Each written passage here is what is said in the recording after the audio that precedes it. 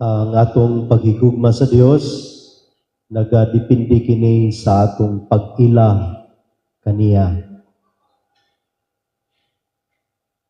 Adunay panultihon sa filosofiya na nihil volitum quin precognitum, which means nothing is willed unless it is first known. Or loving is always preceded by knowing. Una ang pag-ila, ayha ang paghigugma. O kini nga panultihon applicable gayud sa atong gisaulog karon nga kapistahan ni San Pablo o ni San Pedro, mga haligi sa atong simbahan. Lalom ang pag-ila gayud ni San Pablo ni San Pedro kabahin sa atong Ginoong Hesukristo. Kay si San Pablo una usa ka manlulutos sa mga Kristiyano. Apan human siyang personal encounter with the Lord, nahimo siyang magsasangyaw sa Dios ngadto sa mga hintil. Ug bisan pa sa kalisdanan siyang nasinati sa pagsangyaw, insultohon siya, batuon siya, mapriso siya, sayang iyahang barko nga sakyan malunod pagyod, pero tungod kay lalom ug lapad ang iyang pag-ila sa Dios, nagmalampuson siya sa iyang pagsangyaw. O dili lang sa pagsangyaw, sa paghatag sa iyang kaugalingon ngadto sa atong Ginoong Hesukristo. Si San Pedro usab uban sa Dios, sa wala pa siya gidakop sa mga Romanhon, nagiguban kaniya, naminaw sa iyahang mga pagtulunan. Pero sa panahon sa kalisdanan, sa kadtong gidakop na nga atong Ginoong Hesukristo, na usab ang tanan, nibiya si San Pedro kaniya, gilimod pagyud siya sa makatulo.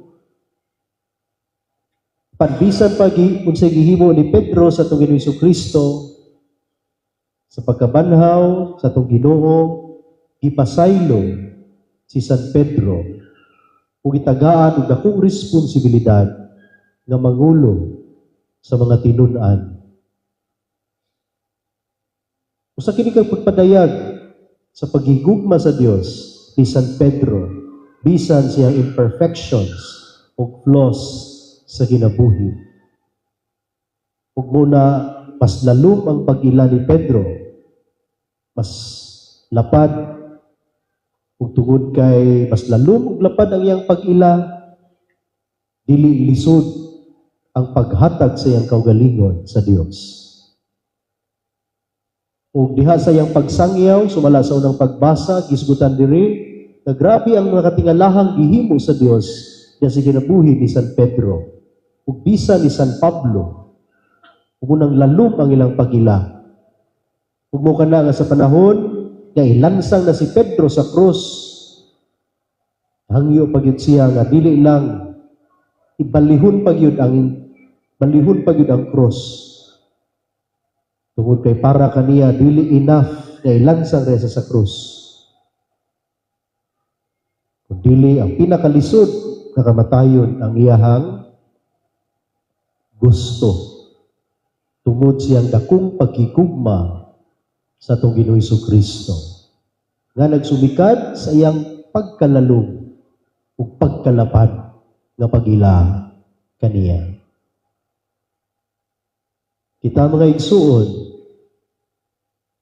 kumusta atong pag-ila sa Dios?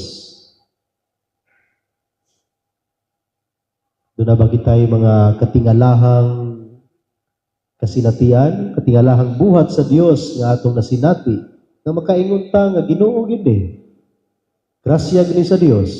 Wala gyud Ginoo, wala gyud. Di gyud ta makapadayon sa kinabuhi. Sa akong kabahin, mga duha ra ka siguro, mga higayon nga kaingon ko nga providensya gid sa Ginoo. O daghan pa kayo mga paghitabo, no? Kung imo pamalandungan, grabe gyud ang kaayo sa Ginoo. Bisan sa kuwang mga imperfections o flaws, grabe gyud ang grasya. Siguro ang una katong giyera sa Syokon na akong kauban duha nga namatay mga seminarista. Ang usa na napungkol kauban mi ato ni Father Likong. Pero mas grabe gito yung kasinatian kaysa sa kuha. Kay siya, upan man yun siya sa mga nangamatay. Ako, nara ko sa kumbinto. Pero grabe po dito, grabe yun ang kita ni mga rebuilding na nasa dalan. Madugog na niyo ilahang istorya. Ya, 12 ka oras ko gira. Ato, ikaduha, katong nahulog ko nadula mi sa pambot, bata pa ko. Nahulog ko, dayon naigo akong likod. Ang likod ko'y naigo sa simento. Nya wala akong kaginhawa. May gali, gihilot akong likod. Kung muna nakabalik ko ginhawa. Ako munang salamaton kay kupod sa akong kauban. O kini nga mga kasinatian, makahatag ka na kong rason sa pagsakripisyo, sa pag-antos, diha na sa pagpadayag sa akong pagkatinunan sa atong Ginoong Hesukristo. Kita karon, no? Malandong ta 1 minute. Ang tao na to atong kinabuhi. Sa mga panghitabo sa atong kinabuhi, na mas makapalalom sa atong pagila sa Dios. Ang mga katingalahang gihimo sa Ginoo sa atong kinabuhi. Aron kita mas makaila kaniya, mas maka-appreciate kaniya, o mas andam dayon mo hatag sa atong kinabuhi para kaniya. Ya sa mga ginagmay nga pagsakripisyo na atong gihimo para sa kaayuhan sa atong isig katao. Kay sayo ng pagigugma, paghatag sa atong kaugalingon, kung nakaila kita kaniya. So, malandong ta kung usa ka minuto, mga igsoon.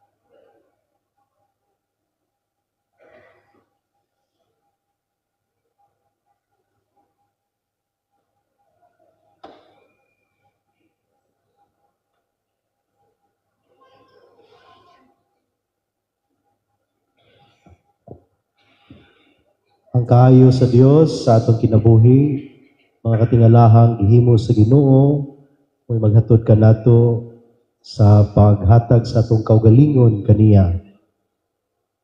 Pagtubag sa tawag sa usa ka tinun-an, kaandam, hatag sa iyang kaugalingon para sa Dios ug sa isig katao.